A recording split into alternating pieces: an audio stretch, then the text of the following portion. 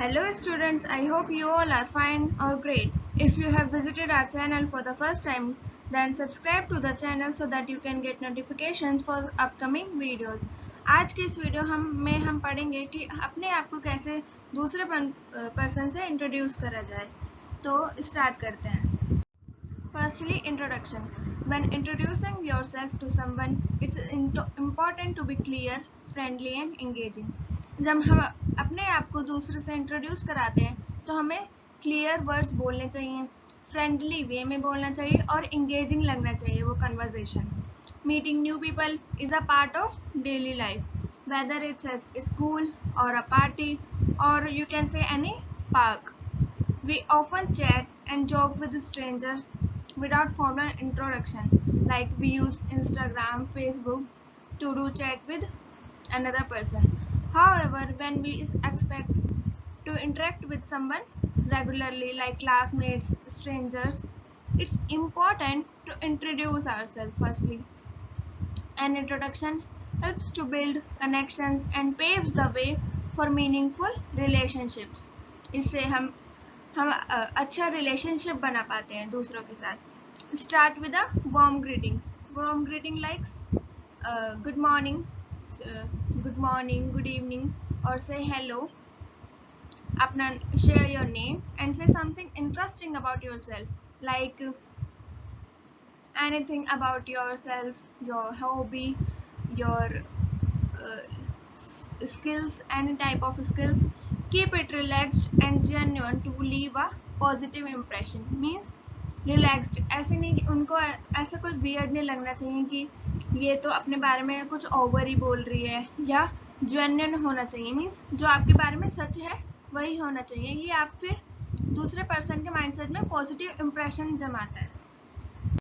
उसके बाद एग्जाम्पल हम देख सकते हैं, जैसे in a coffee shop there is a conversation between two person. You, how do you come to this coffee shop often? So stranger कहता है, या I do, it's one of my favourite places. How about you? You, I am here for the first time actually. Do you recommend anything on the menu? तो इस तरीके से आप conversation start कर सकते हैं.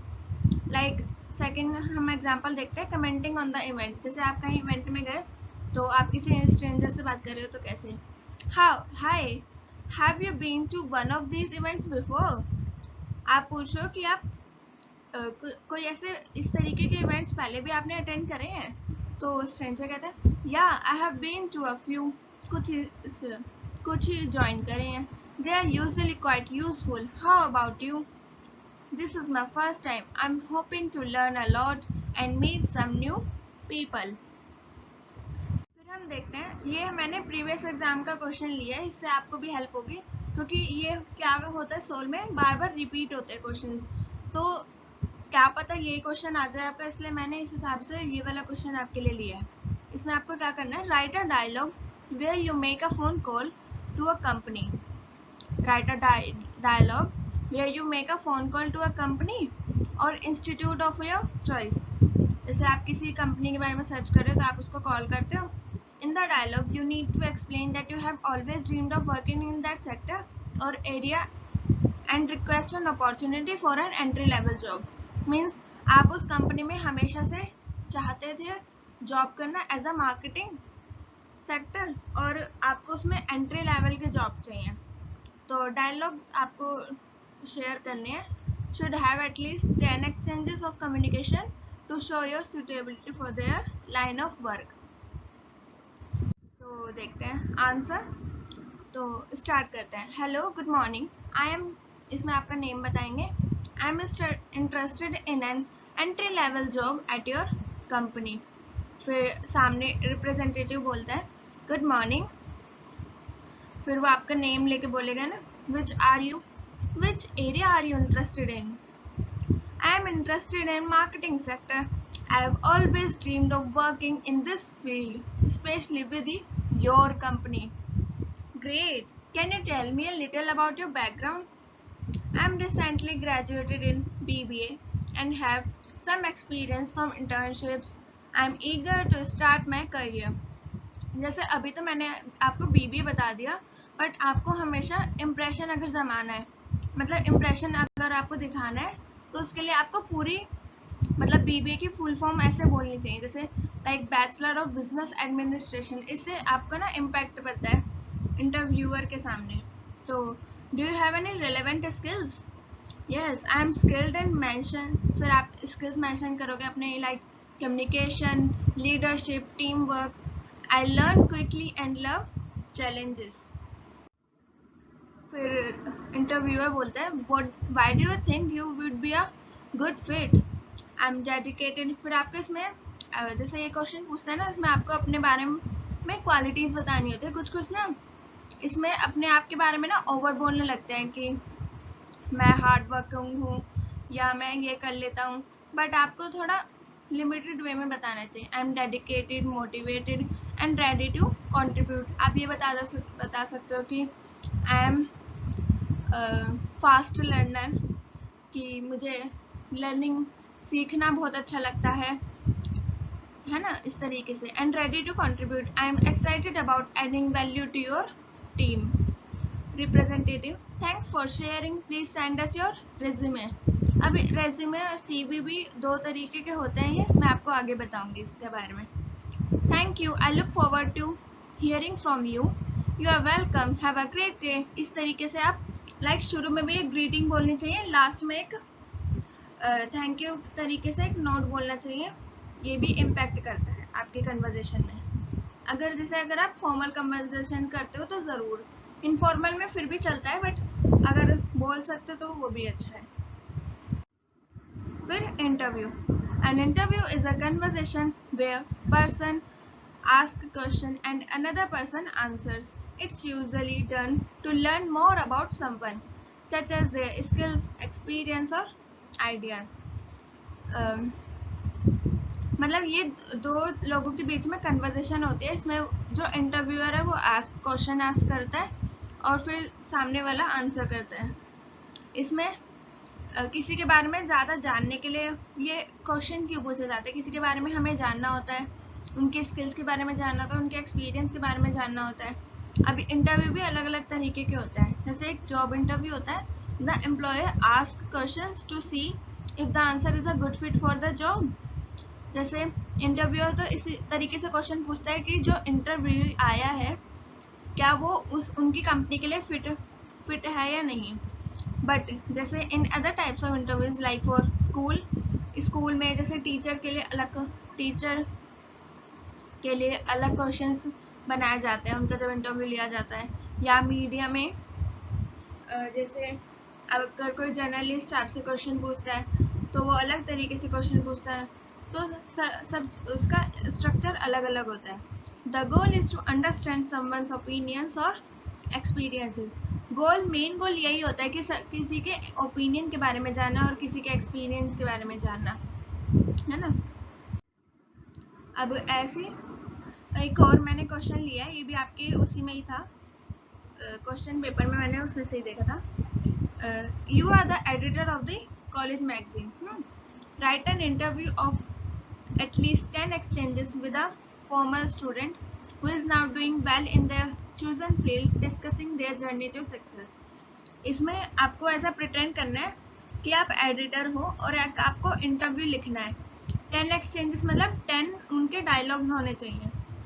फॉर्मर स्टूडेंट मतलब normal student, and इसमें आपको स्टूडेंट के बारे में, अगर वो मतलब वो स्टूडेंट ना कुछ सक्सेस पा रहा है अपनी लाइफ में, तो उसने वो फील्ड लेकर कैसे वो सक्सेस पाई उसके बारे में आपको उससे इंटरव्यू लेना है। चलिए देखते हैं। Editor, who do you do now? I am a software engineer. Why this field? I love technology and problem solving. How did college help? It gave me essential skills.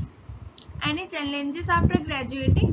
The job market was tough, but I kept improving. But ये ना एक tricky, जैसे अगर interviewer पूछता इस time, तो इसमें ना आप फ्रेंडली होकर बता देते कि हाँ टफ तो था ही, ऐसे ऐसे मुझे प्रॉब्लम्स फेस करनी पड़ी, बट ऐसे नहीं करना होता आपको। मतलब बोल दो टफ, बट आपको फिर एक पॉजिटिव इम्प्रेशन भी बताना होता है। नहीं कि जैसे इन्होंने बोला बट आई केप्ट इम्प्रूविंग, मैं इम्प्रूविंग कर रहा हूँ। इम्प्रूव कर रहा हूँ. How did you overcome them? I focused on projects and internships. Most rewarding part of your job, creating helpful solutions, advice for students. कोई मतलब वो पूछ रहे हैं कुछ एडवाइस देना चाहेंगे स्टूडेंट्स के लिए, तो वो कह रहे हैं keep learning. How do you balance work and life. उनसे पूछ रहे हैं बैलेंस कैसे कर पाते हो आप.